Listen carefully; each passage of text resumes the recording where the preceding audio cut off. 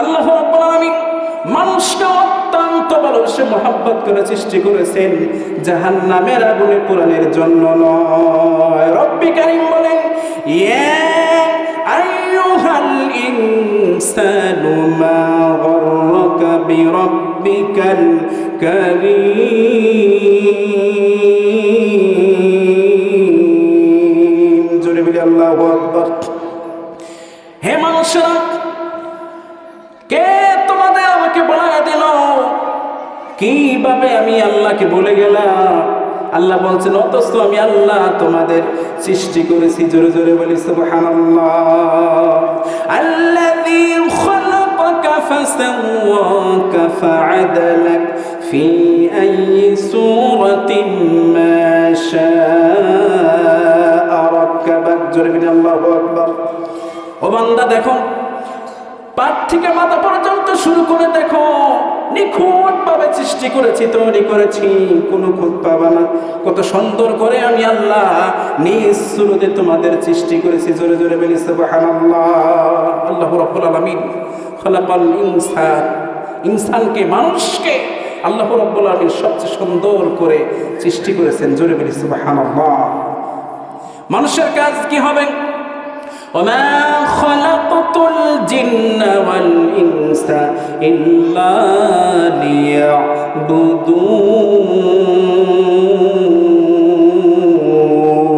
জোরে বলি আল্লাহু আকবার। এমন আল্লাহ বললেন, মানব জাতি আর জিন জাতি, দুইটি জাতিকে আমি পাঠিয়েছি একমাত্র তারা আমার গোলামি করবে, আমার দাসত্ব করবে, আনুগত্য করবে, আমি আল্লাহর হুকুমটা মেনে জীবন পরিচালনা করবে। চিল্লায় বলি সুবহানাল্লাহ। আমল নিয়ে যেতে হবে। চক্ষুটা বুঝলেই বুঝতে পারবেন। আপনার লাশ সামনে থাকবে, জানাজায় মানুষেরা দাঁড়িয়ে যাবে, জানাজায় কাতারে কাতারে মানুষ দাঁড়িয়ে যাবে, কিন্তু আপনার লাশ সামনে থাকবে, সে জানাজার আপনি থাকতে পারবেন না। চক্ষুটা বুঝে ভেবে দেখেন, চলে যাবেন, জানাজায় মানুষ দাঁড়িয়ে যাবে, সব কিছু রেখে খালি হাতে চলে যেতে হবে, কিছুই নিয়ে যেতে পারবেন না। কবরের অন্ধকার, কবরে যখন শোয়ানো হবে, অন্ধকার, গুটগুড়ে অন্ধকার। যদি দুনিয়াতে আমল করে যেতে পারেন, বেশি বেশি সালাত আদায় করতে পারেন, কোরআন তেলাওয়াত আদায় করতে পারেন, কোরআন তেলাওয়াত করতে পারেন, অন্ধকার, কবরের অন্ধকার থাকবে না। বাম পাশে দেখবেন আলো টিম টিম করে জ্বলছে। জিজ্ঞাসা করবে বান্দাকে, গো তুমি? আমার থেকে উত্তর আসবে, বলবে, আমি তোমার দুনিয়ার কোরআন তেলাওয়াত। চিল্লায় বলি সুবহানাল্লাহ। এরপর বাম পাশে থেকে আলো আসবে, কবরটাকে আমল আলোকিত করে রাখবে। জিজ্ঞাসা করবে, কে গো তুমি? তোমাকে তো চিনতে পারলাম না। আলো বলবে, আমি দুনিয়ার তোমার নামাজ সালাত। চিল্লায় বলি সুবহানাল্লাহ। জোরে বলেন তো, দিলে আমল করার দরকার আছে না নাই? কবর আলোকিত করতে আমল করার দরকার আছে না নাই? কবরকে যদি আমলকৃত করতে চান, শান্তিতে যদি থাকতে চান, তাহলে অবশ্যই বেশি বেশি করে আমল করতে হবে। আল্লাহ যেন সকলকেই বেশি বেশি আমল করার তৌফিক দেন। জোরে বলি আমিন। একান্ত আপনজনেরা, আমার আমল না করে কোনো ছাড় পাবেন না। কিভাবে পাবেন? আল্লাহ আপনাকে ছেড়ে দেবে। একজন বাবা যখন ছোট্ট ছেলেকে আকাশের দিকে ছুঁড়ে মারে, দেখবেন ছোট্ট ছেলেটা সুন্দর করে হাসি দেয়, এজন্য হাসে। অত ভয় পাওয়ার কথা দূরে ছুঁড়ে দিল, আকাশের দিকে ছুঁড়ে মারল। ছোট্ট শিশু সুন্দর করে হাসি দেয়, কারণ ওর অন্তরে বিশ্বাস, আমি যদি পড়েও যাই, আপাতত আমার বাবা মাটিতে পড়তে দেবে না। জোরে কোন ঠিক কিনা? ছোট্ট ছেলের অন্তরে যদি এতটুকু বিশ্বাস থাকে, তাহলে আল্লাহ রাব্বুল আলামিন আকল দিয়ে, জ্ঞান দিয়ে, বিবেক দিয়ে আপনাকে পাঠিয়েছেন, আল্লাহ রাব্বুল আলামিন যথেষ্ট জ্ঞান দিয়েছেন, তাহলে কেন বুঝতে পারেন না কিছু না করলে, আল্লাহকে না মানলে, নিজের মন গড়া চললে, পথভ্রষ্ট হয়ে গেলে আল্লাহ রাব্বুল আলামিন কি ছেড়ে দেবে? জোরে কোন ছেড়ে দেবে? কখনো ছেড়ে দেবে না। এজন্য আল্লাহ রাব্বুল আলামিন বলেছেন, মা ইয়ালফিজু মিনাল কওলি ইল্লা লাদাইহি রাকীবুন আতীদ। জোরে বলে আল্লাহু আকবার।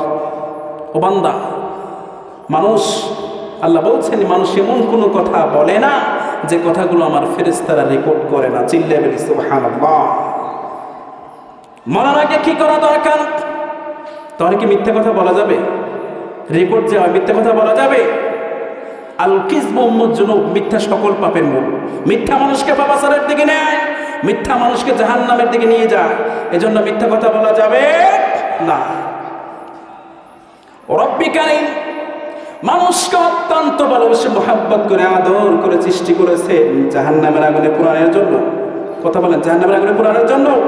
জাহান্নামের আগুনে পোড়ানোর জন্য নয়।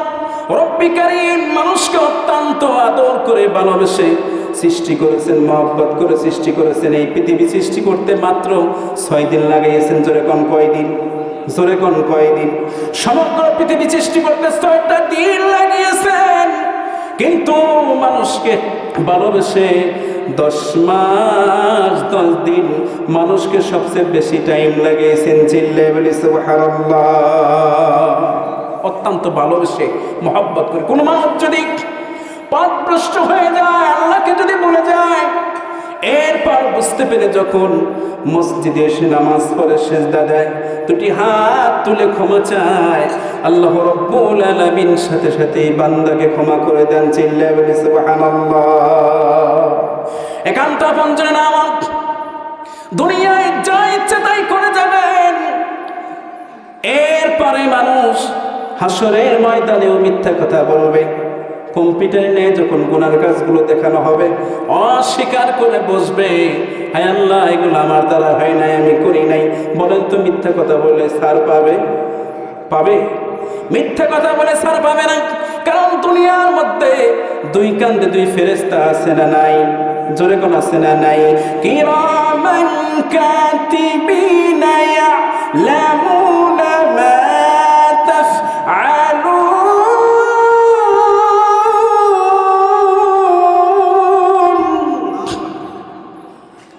সম্মানিত 2 জন ফেরেশতা, 2 কান্দে 2 জন ফেরেশতা আল্লাহ নিযুক্ত করেছেন। সম্মানিত 2 জন লেখক। বলেন তো ছাড় পাওয়ার কোনো উপায় আছে? জোরে কোন উপায় আছে? দুনিয়ার মধ্যে যেমন প্রধান এমপির চাই প্রধানমন্ত্রীর দাম বেশি, আছে না নাই? কথা বলে।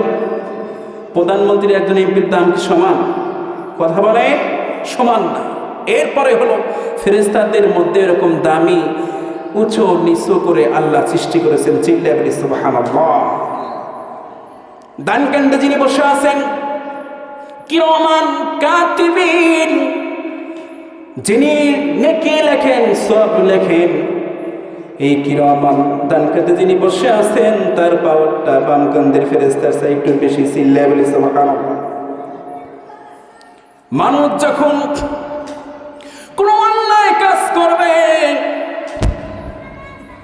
এই কথা মনে করেন, মনে মনে আলাদা করে ভাবে, বাম কাঁধের ফেরেশতা বলে কি ভাই লিখবো নাকি?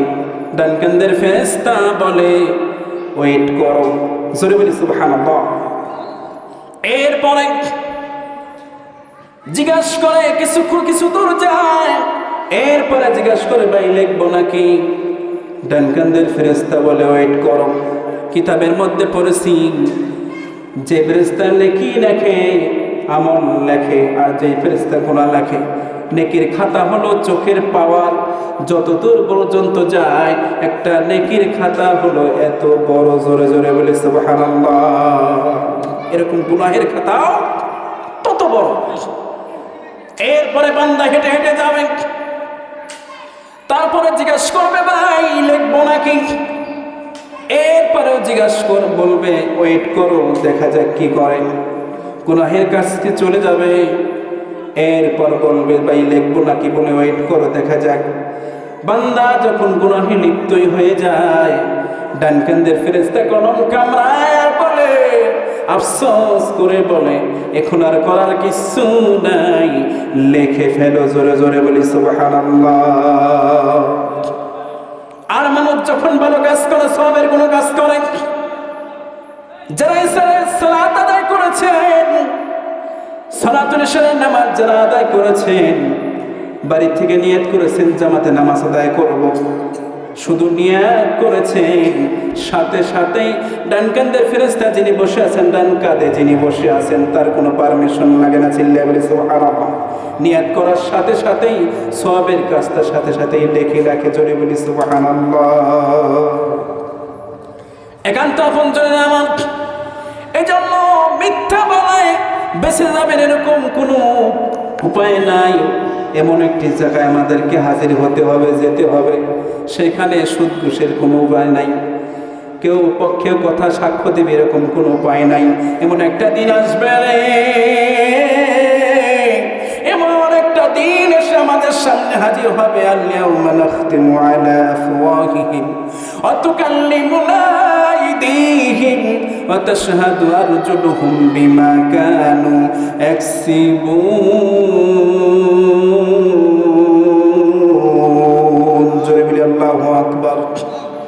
মানুষ যখন প্রশ্ন করা হবে, রব্বি কারীম প্রশ্ন করবে, ও বান্দা শোনো শোনো শোনো, যখন ভালো কিছু দেখাবে, আমলনামায় ভালো কিছু দেখাবে, মানুষ খুশি হয়ে বলবে আল্লাহ এই কাজটা আমি করেছি।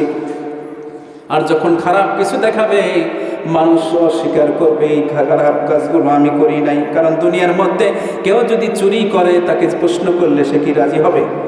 বলবে যে আমি চুরি করেছি? বলবে, রাজি হবে না। এর মানে অন্যায় কাজগুলো যারা করবে, সেজন্য মানুষ মিথ্যা কথা বলবে। মিথ্যা কথা বলে কোনো ছাড় পাবে না। আল-ইয়াউমা নাখতিমু আলা আফওয়াহিহিম, সাথে সাথে আল্লাহ রাব্বুল আলামিন মুখে টেপ মেরে দিবেন। চিল্লায়ে বলি সুবহানাল্লাহ। হাত সাক্ষ্য দেবে, কান সাক্ষ্য দেবে, পা সাক্ষ্য দেবে। ভাবেন তো, নিজের অঙ্গ প্রত্যঙ্গগুলো যখন নিজের বিরোধিতা করবে, সাক্ষ্য দেবে, সেই দিন কেমন লাগবে? মানুষ আফসোস করবে আর কাঁদবে। হায় আফসোস, হায় জীবন, যেই হাতে একটা ফুসুরি পড়লে, কোনো আঘাত পেলে, কোনো ময়লা লাগলে কত সুন্দর করে পরিষ্কার করে রেখেছি, শরীরের কত যত্ন নিয়েছি, আজ আমাকে জাহান্নামে দেওয়ার জন্য আমার অঙ্গ পতঙ্গ গলায় যথেষ্ট। জোরে কোন ঠিক কিনা? মিথ্যা কথা বলার কোনো চান্স আছে? মিথ্যা কথার বলার কোনো চান্স নেই। মিথ্যা শুরু করলে আল্লাহ জবানটা বন্ধ করে দিবেন। বলেন তো আল্লাহ পারেন কিনা? পারেন। দুনিয়াতে কিন্তু অনেক মানুষ আছে বোবা, কথা বলতে পারে না। আছে না নাই? কথা বলেন, আছে না নাই? কে বানাইছেন? আল্লাহ। আল্লাহ যদি দুনিয়ায় বোবা বানাইতে পারেন, ওই সময় কি বোবা করে দিতে পারবেন না? জোরে কোন পারবেন না? এজন্য বান্দা সাবধান, সময় থাকতে বুঝে নাও, চক্ষুটা বুঝে ভেবে দেখো, মরে যাবে তুমি, বাঁচতে পারবে না। যেদিন তুমি মরে যাবে, তোমাকে কবরস্থ করবে, সুন্দর করে গোসল করাবে, এরপর তোমাকে সাদা কাফনে জড়াবে। ছেলে কাঁদবে, স্ত্রী কাঁদবে, মা কাঁদবে, বাবা কাঁদবে, সকলেই কাঁদবে। আর সকলের মায়া ছেড়ে তোমাকে একাই চলে যেতে হবে। যেরকম ঠিক কিনা? সকলকে রেখে একা চলে যাবেন। এরপর কবর। 3 দিন পরে নাক থাকবে না, 6 দিন পরে হাতের নখগুলো খসে খসে পড়বে, 9 দিন পরে মাথার চুল থাকবে না, 17 দিন যখন সময় হয়ে যাবে, কবরে রাখার 17 দিন যখন পূর্ণ হবে, পেটটা ফেটে নারী বুড়িগুলো বের হতে থাকবে। ও বান্দা শোনো, এরপর যখন 60 দিন পূর্ণ হয়ে যাবে, হাড় থেকে গোস্তগুলো পড়ে যাবে, 90 দিন যখন হয়ে যাবে, হাড়ের জয়েন্টগুলো ছেড়ে ছেড়ে হাড়গুলো মাটির সাথে মিশে যাবে। জোরে জোরে বলি সুবহানাল্লাহ। 6 দিন পরে নখ খসে যাবে, 9 দিন পরে চুল। 6 দিন পরে নখ খসে যাবে, 9 দিন পরে চুল। কবর গাহে সামান নিতে কইর না কেউ ভুল, কবর জায়গা ভালো নয়, আমল দিয়ে কবর গৃহ সাজিয়ে নিতে হয়। জোরে কোন ঠিক কিনা? কবর জায়গা ভালো নয়, কবর জায়গা ভালো নয়, আমল দিয়ে কবর গৃহ সাজিয়ে নিতে হয়। 17 দিনে পেট ফেটে শেষ প্রকার খাদ্য হবে। 7 দিন পর গাছগুলো সব আলাদা হয়ে হবে। 90 দিন পর হাড়গুলো সব আলাদা হয়ে রয়, কবর জায়গা ভালো নয়, কবর জায়গা ভালো নয়, আমল দিয়ে কবর গৃহ সাজিয়ে নিতে হয়। জোরে কোন ঠিক কিনা? আমল ছাড়া কোনো উপায় আছে? আমল ছাড়া কোনো উপায় নেই। আমল ছাড়া আপনাকে ছাড়া হবে না। একজন মানুষ যখন দুনিয়া থেকে বিদায় নেবে চলে যাবে, আল্লাহর বান্দারা শোনো, একজন মানুষ যখন দুনিয়া থেকে বিদায় নেবে চলে যাবে, গোসল করাবে, আপন আপন জনেরা ধরবে, ঘর থেকে বাহির করবে, সে দেখতে পাবে রূহ মরণটা হয় কিন্তু বডির মরণ হয়, রূহ কি মরণ আছে? কুল্লু নাফসিন যায়িকাতুল মাউত, প্রত্যেকটা প্রাণীকেই মৃত্যুর স্বাদ অবশ্যই গ্রহণ করতেই হবে, কিন্তু রূহ কি মরে যায়? কথা বলেন, বডির মৃত্যু হয়, রূহের কোনো মৃত্যু নেই। এই বুক থেকে খাঁচায় থেকে পাখিটা বের হয়ে গেলে শ্বাস বের করেছেন আর ভিতরে নিতে পারেন নাই, রূহটা বের হয়ে গেল, বডির মৃত্যু হয়, রূহের কোনো মৃত্যু নাই। জোরে জোরে বলি সুবহানাল্লাহ। আপনাকে ধরে বের করবে, দেখতে পাবেন যেই ব্যক্তি দুনিয়া থেকে চলে গেল স্পষ্টভাবে সে দেখতে পাবে আমাকে ধরে বার করতেছে। এরপর গোসল করবে, দেখতে পাবে। এরপর সাদা কাফনে যখন জড়াবে দেখতে পাবে আর কাঁদবে। 4 জনে কাঁদে নিয়ে যখন কবরস্থানের দিকে রওনা হবে, আকর্ষণ হলো এই, যারা এখানে বসে আছেন কেউ বলতে পারবে না আমার কোথায় মাটি হবে। বলতে পারবে? বলতে পারবে? 4 জনা নিয়ে যাবে, সে নিজ চক্ষু দিয়ে দেখবে আর কাঁদবে। সে ভাববে হায় আল্লাহ, মনে হয় আমার সাথে 4 জন চলে যাবে, আমার সাথে 4 জন যাবে। সে কাঁদবে আর বলবে 4 জন আমার সাথে যাবে। যখন কবরে রাখা হবে, শোয়াবে, 3 জন নামবে, সেরে সেরে বাঁশির খুঁটিগুলো বিছাবে। সে দেখতে পাবে আমার সাথে আপাতত এই 3 জন যাবে, বিছানো হবে, 2 জন উঠে পড়বে, 1 জন থাকবে। কাঁদবে আর বলবে হায় আফসোস, 4 জনের মধ্যে 1 জন রয়ে গেল। বাঁশের খুঁটিগুলো যখন বিছানো শেষ হয়ে যাবে, সে লোকটা উঠে পড়বে, কাঁদবে আর আফসোস করবে আর বলবে হায় আল্লাহ, দুনিয়ার কেউ আমার সাথী হলো না রে। জোরে কোন ঠিক কিনা? কেউ সাথী হবে? সাথী হবে? একবার ভেবে দেখো রে মন, সঙ্গী কেউ হবে না, তোমার সাথী কেউ হবে না। হবে? যত করো বাড়ি গাড়ি, পাশে তোমার সুন্দর নারী, কিছুই তো রবে না। একবার ভেবে দেখো রে মন, সঙ্গী কেউ হবে না, তোমার সাথী কেউ হবে না। সাথে কেউ হবে? আত্মীয় স্বজন, পৃথিবীর আপনজনেরা বেঁচে থাকা অবস্থায় কত ভালোবাসত আপনাকে, কত কত মহাব্বত করত, মায়া করত, কত আদর করত। কবর এমন একটি কঠিন জায়গা। বর্তমান প্রযুক্তির যুগ, বিজ্ঞানের যুগ, কয়েক সেকেন্ডের মধ্যে দেশের এই প্রান্তে থেকে ও প্রান্তে খবর নেওয়া যায়। কারণ কবরে তো মানে এমন একটি কঠিন জায়গা, বাড়ির পাশে কবর দিয়েছেন, কোনোদিন খোঁজ নেওয়ার উপায় নেই। জোরে কোন ঠিক কিনা? কিন্তু খোঁজ নিতে পারেন কে? ইন্নাল্লাহা আলিমুম বিযাতিস সুদূর। জোরে বলে আল্লাহু আকবার। নিশ্চয় আল্লাহ অন্তর্যামী। হে বান্দা শোনো, তুমি মুখে বলো না, অন্তরে যেটা বলো। আল্লাহ বলছেন নিশ্চয় আমি আল্লাহ অন্তরের খবরও রাখি। চিল্লায়ে বলি সুবহানাল্লাহ। এজন্য তুমি দুজন বসে আছো, মনে করো সেখানে দুজন নয়, তৃতীয় আরেকজন আছে, সে হলো আল্লাহ। জোরে বলি আল্লাহু আকবার। যেখানে তিনজন বসে আছো, মনে করো না যে আমরা তিনজন বসে আছি, চতুর্থ জন আর একজন আছে, তিনি হলো আল্লাহ। যেখানে পঞ্চম জন বসে আছো, পাঁচজন বসে আছো, মনে করা যাবে না পাঁচজন বসে আছি, ষষ্ঠ আর একজন আছে, তিনি হলো আল্লাহ। চিল্লায়ে বলি সুবহানাল্লাহ। এই বিশ্বাস অন্তরকরণে রাখতে হবে।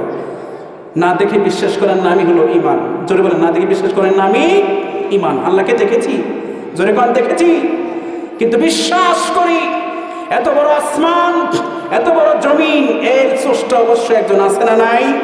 জোরে কথা বলেন, আছে না নাই? একান্ত আপনজনের আমার এই পৃথিবীতে থাকতে পারবো না, চলে যেতে হবে। কিন্তু কি নিয়ে যাব, কি নিয়ে যাব, এটা সবচেয়ে হলো বড় বিষয়। আমল যদি নিয়ে যেতে পারি তবে ছাড় পেয়ে যাব।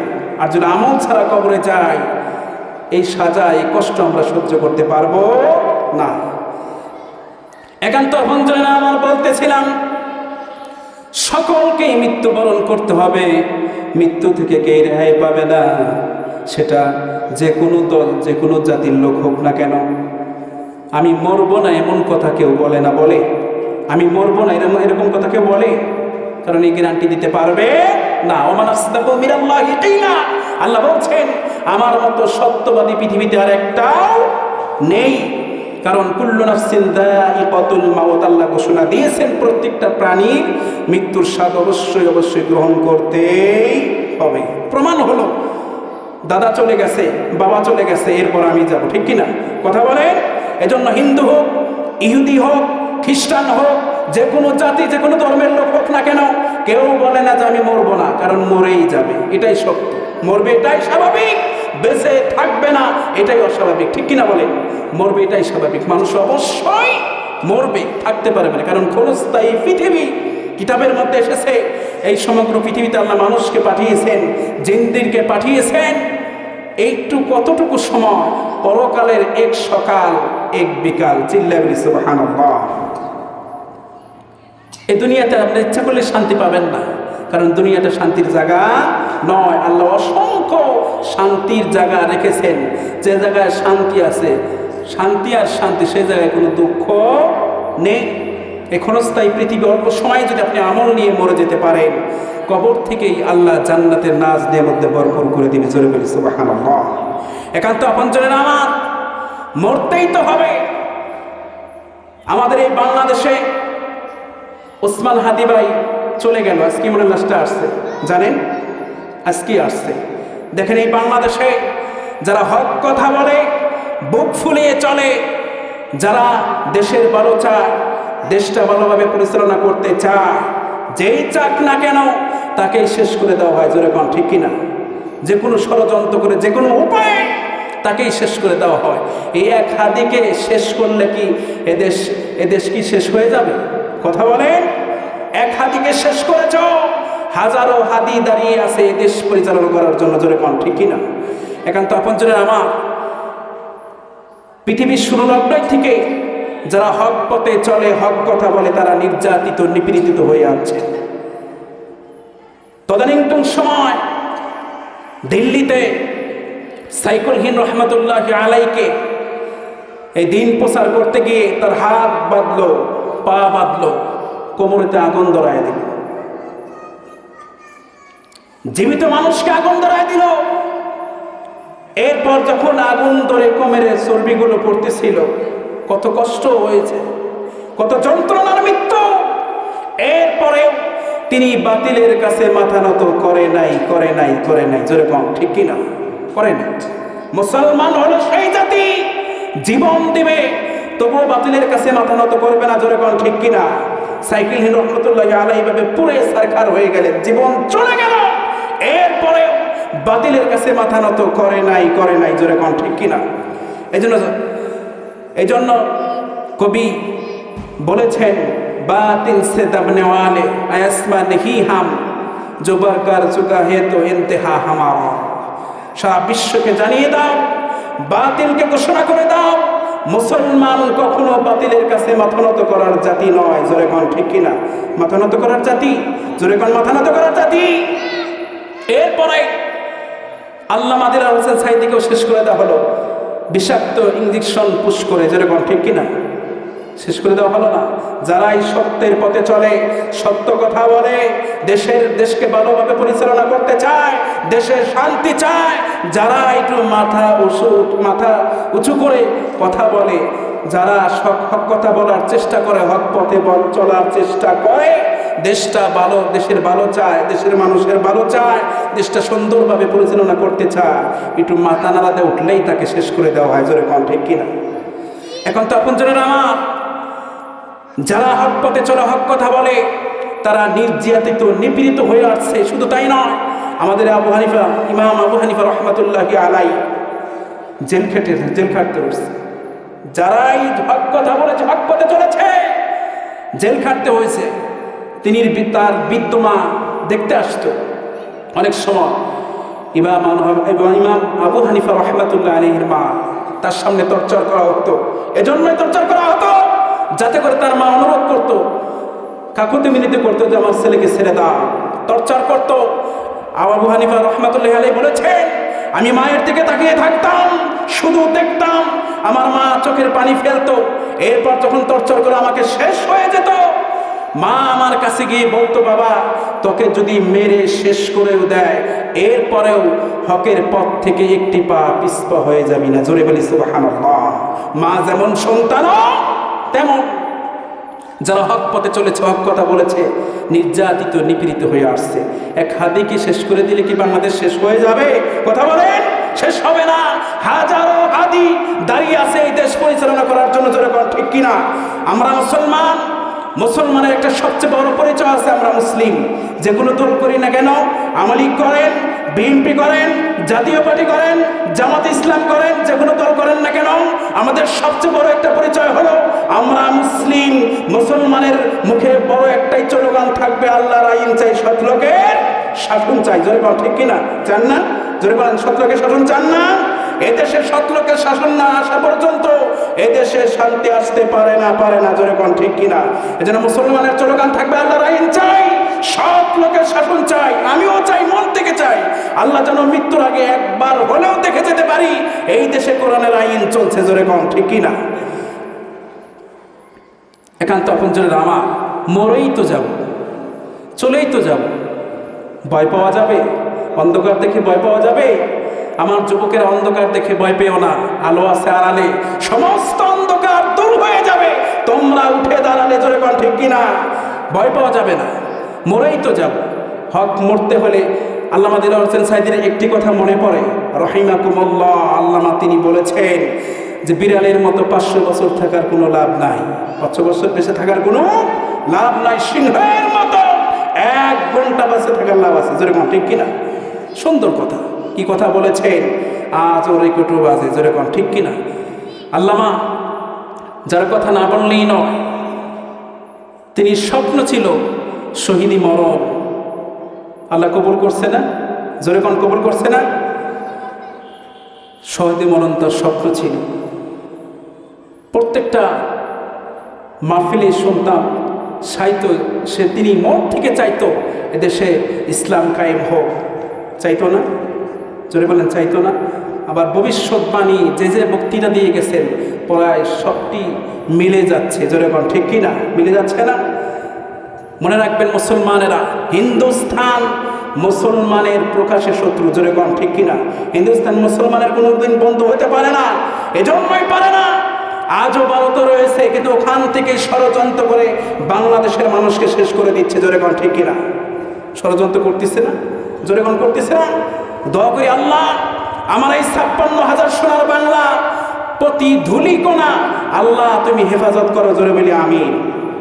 একান্ত আপনজনে আমার চলে গেল হাদি, একজন মায়ের বুক খালি হয়ে গেল, একজন বাবার বুক খালি হয়ে গেল। একজন সন্তান যখন চলে যায়, বাবার কাঁধে সবচেয়ে কষ্টের বোঝা, ঠিক কিনা বলে? সন্তানের লাশ পিতার কাঁধে সবচেয়ে বড় বোঝা, এর চেয়ে বড় বোঝা হতে পারে না। কষ্টে বুক ফেটে যায়। সন্তান যখন চলে যায়, একজন মা কিংবা একজন বাবার কলিজা যেন ছিদ্র হয়ে যায়। সন্তানের লাশ কান্দে নিয়ে হাঁটবে, কেমন লাগবে বুঝতে পারছেন? মার বুকটা খালি হয়ে গেল। কিন্তু মানুষ কত নিমক হারাম, সাথেই থেকেছে, সাথেই খেয়েছে, এরপরে সুযোগ বুঝে যোগ বুঝে কোপ মেরেছে। বেঈমান না মানুষ? জোরে কোন বেঈমান না? মুনাফিক জাতি মানুষ। মনে রাখবেন, কাফেরদের চেয়ে মুনাফিক মার্কা মানুষ দেখে সবচেয়ে ভয় পায়। কাফেররা যে ক্ষতি না করবে, এর চেয়ে মুনাফিক মার্কা মানুষের চেয়ে বেশি ক্ষতি করে। ইতিপূর্বে ইসলামের ক্ষতি করে আসছে, জোরে কোন ঠিক কিনা? যেমন আব্দুল্লাহ ইবনে উবাই, রাসূল ইসলাম নামাজ পড়তেন, রাসূলকে ভালোবাসতেন। এরপরে কাফেরদের যত গোপন কথা ছিল, যত কথা বলেছে, সমস্ত কথা আবার কাফেরদের কাছে লাগাই দিত। এর শাস্তি কি? এর শাস্তি হলো মরে যাওয়ার পরে, লম্বা ঘটনা সংক্ষেপে বলছে, মরে যাওয়ার পরে জানা যায় রাসূলকে সংবাদ দিলেন জানাজা করবে, জুব্বা পর্যন্ত চাইলেন, জুব্বাও দিয়ে দিলেন। এরপরে দোয়া করলেন জানাজা। আল্লাহ কি বললেন? জিবরাইল আমিনকে পাঠিয়ে বললেন, ইয়া রাসূলুল্লাহ, আপনার দোয়া কবুল করা হবে না। চিল্লায় বলি সুবহানাল্লাহ। যে রাসূল হাত তুলতে হয় না, মনে মনে ইরাদা করলে দোয়া কবুল হয়ে যায়, সেই রাসূল কারীম সাল্লাল্লাহু আলাইহি সাল্লামকে আল্লাহ বললেন, হে নবী, আপনার দোয়া কবুল করা হবে না, কারণ ও ছিল ইসলামের চরম শত্রু, জোরে কোন ঠিক কিনা? এই জন্য ক্রিমিনালি করা এটা কি ভালো কাজ? জঘন্যতম একটা কাজ। ক্রিমিনালি করা যাবে না, মরতেই তো হবে। মরে যাব না? জোরে বলেন, মরে যাব না? একদিন মাটির ভিতরে হবে ঘরে মন আমার, কেন বান্ধ দালান ঘর? প্রাণ পাখি উড়ে যাবে পিঞ্জর ছেড়ে, দরদাবি সবই হবে, তুমি যাবে চলে। বন্ধু বান্ধব যত, মাতা পিতা তারা সুত, সকলেই হবে তোমার পরে মন আমার, কেন বান্ধ দালান ঘর? এখান তখন জানেন আমার বলতেছিলাম, প্রত্যেকটা মানুষকে মৃত্যুর স্বাদ গ্রহণ করতে হবে। রব্বি কারীম বলেন, কুল্লু নাফসিন যায়িকাতুল মাউত, প্রত্যেকটা প্রাণীকে মৃত্যুর স্বাদ গ্রহণ করতে হবে। কখন মরবেন? ইযা জাআ আজালুহুম লা ইস্তাখিরুনা সাআতাও ওয়া লা ইস্তাকদিমুন।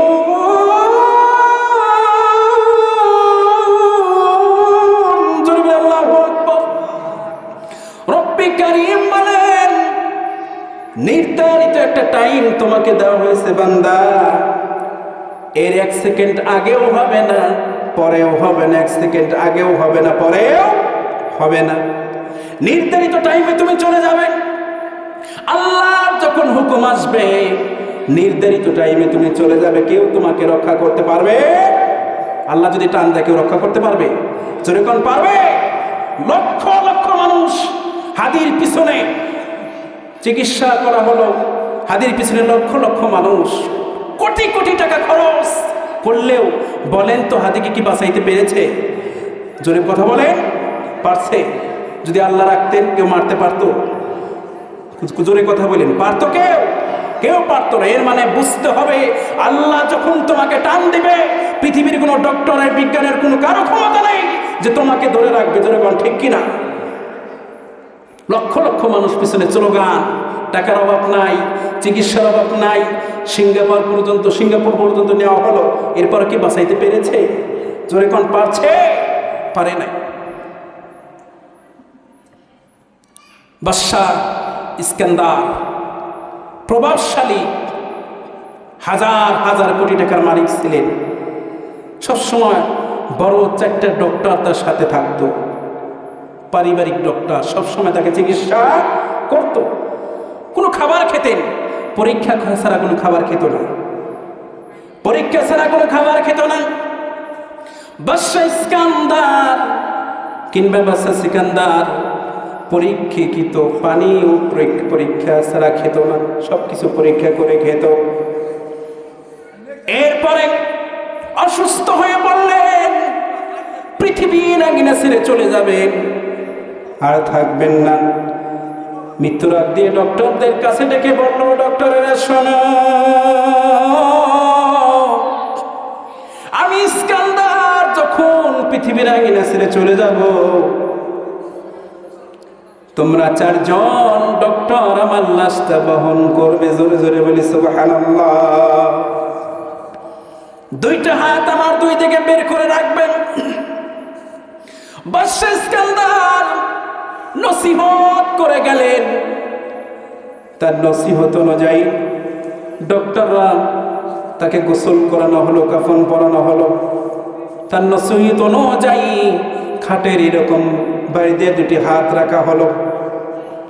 মানুষেরা ভুল ভেবেছে, যখন নিয়ে রওনা হলো, মানুষেরা ভেবেছে বাসার এত টাকার মালিক, কিন্তু মরার পরেও টাকা চাইতেছে, লোক যায় না। আসলে কি এটাই বুঝাইছে? কথা বলে বাদশাহ ইস্কান্দার বুঝাইছে হলো, হাজার হাজার কোটি টাকার মালিক আমি ছিলাম, পার্সোনাল 4 জন ডক্টর আমার ছিল, সবসময় চিকিৎসা করত। কোনো খাবার পরীক্ষা ছাড়া আমি খেতাম না, কিন্তু কোনো ডক্টর আমাকে বাঁচাইতে পারলো না। রে জোরে কোন ঠিক কিনা? 2টি হাত বাহিরে রেখেছে, এর মানে বোঝাইয়া গেল, হাজার হাজার কোটি টাকা থাকতে পারে, ধন সম্পদের মালিক হতে পারে, দুনিয়ার মধ্যে প্রভাবশালী হতে পারো, রাজা ছিলেন তিনি, কোনো কিছুর অভাব ছিল না। বুঝে গেল, 2টি হাত এরকম করে রেখে বুঝে গেল, আমি বাদশা বলেও কোনো অভাব ছিল না, কিন্তু যাওয়ার সময় খালি হাতে চলে গেলাম। জোরে বলি সুবহানাল্লাহ। কেউ কিছু নিয়ে যেতে পারবো? জোরে কোন পারবো? কেউ কিছু নিয়ে যাওয়ার ক্ষমতা নেই। সবাইকে খালি হাতে, পরনে একটা সুতাও থাকবে না। থাকবে? জোরে বলেন থাকবে? একটা সুতাও রাখা হবে না। মাজার যদি সুতা রাখেন না, এটাও কেটে শুধু সাদা কাপড়ে পেঁচায়া নজরের মতো করে মাটিতে রেখে আসবে। ঠিক কিনা বলেন? আবার মনে করা যাবে না যে আমাকে সুন্দরভাবে মাটি দিল বলে আমি বেঁচে গেলাম। মাটি এজন্যই দেওয়া হয়, উপরে রাখলে আপনি গন্ধবের মানে পচে গন্ধবের হবেন, বেঁচে থাকা মানুষগুলোর কষ্ট হবে। আমল ছাড়া আপনাকে যদি ভারত থেকে ইমাম এনেও জানাজা করে মারি দেওয়া হয়, আপনি ছাড় পাবেন না। পাবেন? এর আগে একজনের সাথে কথা হলো যে আমি মারা গেলে একজনকে বলতেছে যে আমার জানাজাটা আপনি করাবেন, আমার জানাজা আপনি পড়াবেন। আমি বললেন কেন? মানে ওনাকে বললেন কেন? বলতেছে উনি একজন ভালো লোক। আমি বললাম যে শোনেন, উনি পীর হোক, কোনো সমস্যা নেই, তা আমল যদি আপনার না থাকে, সে জানাজা করেও আপনি ছাড় পাবে না। পাবে? কথা বলেন পাবে? অসম্ভব, পাবে না। কারণ নিজের আমল নিজেকেই তৈরি করে নিতে হবে। নিজের আমল নিজেকেই তৈরি করে নিতে হবে। এই পৃথিবী থাকার জায়গা নয়, চলে যেতে হবে। কবরে আপনাকে শোয়াবে, মুনকার নাকির সে আপনাকে প্রশ্ন করবে, মান রব্বুকা। যদি ঈমান নিয়ে বান্দা যদি ঈমান নিয়ে কবরে যেতে পারে, তাহলে সে প্রশ্নের উত্তর দেবে মান রব্বুকা। তিনি বলবে রব্বিউনা আল্লাহ। জোরে বলি আল্লাহু আকবার। আমার রব হলো আল্লাহ। এরপরে বলবে আমান দিন, ওকে তোমার দিন কি? তিনি উত্তর দেবে দিনুল ইসলাম, আমার দিন হলো ইসলাম। তারপর বলবে আমার নবীকে, তোমার নবীকে। যদি ঈমান নিয়ে কবরে যায় সুন্দর করে উত্তর দিবে মুহাম্মাদিন নবিয়ুনা রাসূলুল্লাহ সাল্লাল্লাহু আলাইহি ওয়াসাল্লাম। জোরে বলি সুবহানাল্লাহ। নবিয়ুনা মুহাম্মাদুর রাসূলুল্লাহ সাল্লাল্লাহু আলাইহি ওয়াসাল্লাম উত্তর দিয়ে দিবে। উত্তর দেওয়া হবে। শেষ করে কিতাবের মধ্যে পড়েছি নবীকে চেহারা তখন দেখানো হবে। বলেন তো ইনি কে? ইমানদার ব্যক্তি এক নজর দেখেই বলবে ইনি হলো আমার রাসূল। জোরে জোরে বলি সুবহানাল্লাহ। রব্বি কারীম বলবেন, ও ফেরেশতারা, এই আমার বান্দাকে জান্নাতের পোশাক পরায় দাও আর সুন্দর করে শোয়ায় দাও। সুন্দর বিয়ে করে তোলা ভাই যখন বাসর রাতে ঘুমিয়ে যায় এরকম আমার ঘুমাবে, কিয়ামত পর্যন্ত তাকে কেউ ডিস্টার্ব করবে না রে। জোরে বলি সুবহানাল্লাহ। একান্ত আপনজনের আমার বেঈমান হয়ে যদি কেউ দুনিয়া থেকে চলে যায় প্রশ্ন করবে, কোনো উত্তর দিতে পারবে না।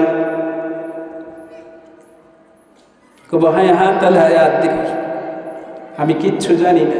বারবার প্রশ্ন করবে মান রব্বুকা, উত্তর দিতে পারবে না। মান দীনুকা, কিছু বলবে না, খালি বলবে আমি জানি না। এরপর বলবে মান নবিয়ুকা, কে তোমার নবী? বলবে আমি কিচ্ছু জানি না। ফেরেশতাদের আল্লাহ হুকুম দেবে ডেকে জাহান্নামের পোশাক পরায় দাও। জাহান্নামের পোশাক পরানো হবে। এরপরে তাকে শোয়ানো হবে, কিয়ামত পর্যন্ত শাস্তি পেতে থাকবে। জোরে বলি নাউজুবিল্লাহ। একান্ত আপনজনের আমার এইখানেই শেষ নয়। বান্দা জাহান্নাম কিয়ামত পর্যন্ত শাস্তি ভোগ করতে থাকবে। কবরের শাস্তি সাধারণ কোনো শাস্তি নয়। বান্দা শাস্তি ভোগ করবে আর আফসোস করবে আর বলবে আল্লাহ, যদি মাটি হতাম মাটি তাহলে আমার এত শাস্তি ভোগ করতে হতো না। হায় আল্লাহ, হায় আফসোস, কি করেছি জীবন। ইয়াকুলু ইয়া লাইতানি কদ্দামতু লি হায়াতি। 100 বছর জিন্দেগি কাটিয়ে এসেছি, 80 বছর, 70 বছর, 50 বছর জিন্দেগি কাটিয়ে এসেছি। এই বিশাল জীবনের মধ্যে যদি এতটুকু আমল রেখে আসতে পারতাম তাহলে আজ আমাকে এত কষ্ট সহ্য করতে হতো না। মানুষ এই আফসোস করবে আর কাঁদবে। সবচেয়ে বেশি কষ্ট পাবে দুনিয়া জীবনটা বসে থেকে সময় নষ্ট করার কারণে। অজস্র সময় আজান হয়েছে, রাস্তায় বসে সময় কাটিয়েছে। আজান শুনেও রাস্তায় ঘন্টার পর ঘন্টা গল্প করে সময় নষ্ট করে দেওয়া হয়েছে। আজান শুনেও বিছানায় শুয়ে থাকা হয়েছে। আজান শুনে মনে কোনো সময় জাগে নাই যে নামাজে যাই। ও আমার আপনজনেরা শোনো, কোন বান্দা ইচ্ছা করে গোমরা হয়ে গেলে আল্লাহ এত কষ্ট পান। আল্লাহ সবচেয়ে বেশি কষ্ট পান ওই বান্দা যখন আবার বলবো যে তওবা করে যখন মসজিদে এসে আল্লাহকে সেজদা দিয়ে দু হাত তুলে কান্দে, আল্লাহ বুঝতে পারি নাই, আমাকে ক্ষমা করে দাও। বিশ্বাস করেন আল্লাহু, আল্লাহর কসম করে বলি, বান্দা যখন দু চোখের পানি ছেড়ে দেয় কান্দে আল্লাহর কাছে, চোখের পানি জমিনে পড়ার আগেই আল্লাহ রাব্বুল আলামিন বান্দাকে ক্ষমা করে দেন। জোরে জোরে বলি সুবহানাল্লাহ। আল্লাহ সব সময় বান্দাকে ক্ষমা করে দিয়ে থাকেন। প্রথম নবী আমাদের হযরত আদম আলাইহিস সালাম, তার হলো 21 জোড়া সন্তান। 20 জোড়া সন্তানকে পাশে নিয়ে গল্প করতেছিলেন শেষ জামানার পয়গম্বর উম্মতদের পাওয়ার কথা। বলতেছিলেন আমি আদম, আমি নবী, জান্নাতের ভিতরে তোমাদের মা আর আমি ছিলাম। একটি হুকুম অমান্য করার কারণে আমাদেরকে জান্নাত থেকে বের করে দেওয়া হয়েছে। এরপর আমাদের পোশাক খুলে নেওয়া হয়েছে। শুধু তাই নয়, যখন আমাদেরকে জান্নাত থেকে বাহির করে দিল ওই সময় গুটগুটে অন্ধকার ছিল। এত কেঁদেছিলাম কাঁদতে কাঁদতে কাঁদতে একটু ফর্সা দেখতে পেলাম। এরপর শুকরানা আদায় 2 রাকাত নামাজ পড়লাম। জোরে বলি সুবহানাল্লাহ। এখন তখন জন্য আমার হযরত আদম আলাইহিস সালাম মা আলাইহিস সালামকে যখন জান্নাত থেকে বের করলেন, জান্নাতের মধ্যে তো আলো, অন্ধকার নেই। বুঝতে পারছেন তো? আলো জীবনে কোনোদিন অন্ধকার দেখে নাই। অন্ধকারের মধ্যে আসলো, আসার পরে কাঁদলো, হায় আল্লাহ কোথায় আসলাম, কি হয়ে গেল? এরপরে নারে তাকবীর, আল্লাহু আকবার, দ্বিতীয় বক্তার আগমন, শুভেচ্ছার স্বাগতম, দুলবলার পক্ষ থেকে নারে তাকবীর, একান্ত বঞ্চনে আমার আদম আলাইহিস সালাম মা হাওয়া আলাইহিস সালাম অন্ধকার দেখে কান্না শুরু করলেন। বললেন কাঁদতে কাঁদতে যখন একটু ফর্সা দেখতে পেলাম, ওই সময় তোমাদের মা আর আমি 2 রাকাত নামাজ আদায় করে নিলাম। ও বান্দারা শোনো, আদম আলাইহিস সালাম মা আলাইহিস সালাম 2 রাকাত নামাজ আদায় করেছিলেন। সেই 2 রাকাত নামাজ হলো উম্মতি মুহাম্মাদির জন্য, উম্মতের জন্য ফজরের 2 রাকাত ফরজ নামাজ হিসেবে ঘোষণা করে দিয়েছেন। চিল্লায়ে বলি সুবহানাল্লাহ। ফজরের নামাজ কোথা থেকে এসেছে? হযরত আদম আলাইহিস সালাম থেকে। চিল্লায়ে বলি আল্লাহু আকবার। এরপরে বলতেছিলেন, ও সন্তানেরা শোনো, শেষ যেমন একজন নবী আসবে, তার উম্মতের আজ থাকবে, তাদের আয়ু খুব কম থাকবে, 50, 60 বছর, 80 বছর, 100 বছর তারা বাঁচবেন। সন্তানেরা বলল, বাবা এত অল্প সময় দিয়ে তারা কি করবে? আদম আলাইহিস সালাম সন্তানদেরকে বলেন, সন্তানেরা শোনো, অল্প সময় হতে পারে, তারা হবে পাওয়ারফুল। জোরে বলি আল্লাহু আকবার। আদম আলাইহিস সালাম বললেন, তারা এমন পাওয়ারফুল হবে যেইখানে ভুল করবে, আমি আদম একটি ভুল করার কারণে 350 বছর কেঁদেছি, কাঁদতে কাঁদতে দুজনে চোখের দাঁড় দিয়ে গা হয়ে গিয়েছিল। এরপর বললেন, আল্লাহ শিখিয়ে দাও কি করলে ক্ষমা করবে। তখন আল্লাহ শিখিয়ে দিলেন, রব্বানা যালামনা আনফুসানা ওয়া ইন লাম তাগফির লানা ওয়া তারহামনা লানাকুনান্না মিনাল খাসিরিন। জোরে বলি আল্লাহু আকবার। এই দোয়া যখন করলেন, রব্বি কারীম মাফ করে দিলেন। জোরে বলি সুবহানাল্লাহ। এজন্য কিতাবের মধ্যে এসেছে, কোনো ব্যক্তি যদি ইবাদত করার পর, 5 ওয়াক্ত নামাজ পড়ার পর সারাদিনে 50 বার যদি আমলটা করে, রব্বানা যালামনা আনফুসানা ওয়া ইন লাম তাগফির লানা ওয়া তারহামনা লানাকুনান্না মিনাল খাসিরিন, কোনো ব্যক্তি যদি 50 বার পড়ে, আল্লাহর নবী বলেন অবশ্যই অবশ্যই সে জান্নাতে যাবে। চিল্লায়ে বলি সুবহানাল্লাহ। শেষ করে দেব তো, বক্তা এসেছে। আদম আলাইহিস সালাম বলতেছিলেন, সন্তানেরা শোনো, আয়ু তাদের কম হবে কিন্তু তারা থাকবে পাওয়ারফুল। যেইখানে ভুল করবে ওইখানে তওবা করলে আল্লাহ ক্ষমা করবেন। জোরে বলি সুবহানাল্লাহ। এরপরে শুধু তাই নয়, قل يا عبادي الذين أسرفوا على أنفسهم لا تقنطوا من رحمة الله إن الله يغفر الذنوب جميعا إنه هو الغفور الرحيم।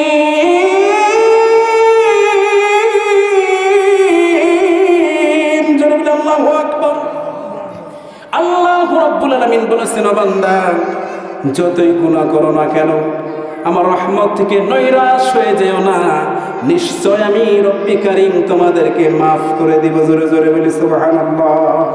আদম আলাইহিস সালাম বললেন, শোনো শোনো শোনো, ও সন্তানেরা শোনো, শেষ জামানার পয়গম্বরের উম্মতেরা যেখানে গুনাহ করবে ওইখানে ক্ষমা চাইলে আল্লাহ ক্ষমা করবেন।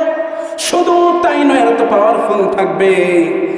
শেষ পাওয়ার ফুল হলো সন্তানেরা শোনো, অল্প আয়ু পাবে, কিন্তু যেদিন আল্লাহ হাসরের ময়দানে হিসাব নিকাশ নেবেন, জান্নাতে যাওয়ার অনুমতি দিবেন। ও সন্তানেরা শোনো, শেষ জামানার পয়গম্বর কিংবা শেষ জামানার নবী তার উম্মত জান্নাতে যাওয়ার আগে কোন নবীর উম্মত জান্নাতে যেতে পারবে না। রে চিল্লায়ে বলি সুবহানাল্লাহ। মালিক তুমি জান্নাতে, তোমার কাছে আমার একটি ঘর বানিয়ে দিও, একটি ঘর বানিয়ে দিও। সেই বিভীষিকাময় মহাদিনে আমাদের প্রতিবেশী করে নিও। মালিক তুমি জান্নাতে, তোমার কাছে আমার একটি ঘর বানিয়ে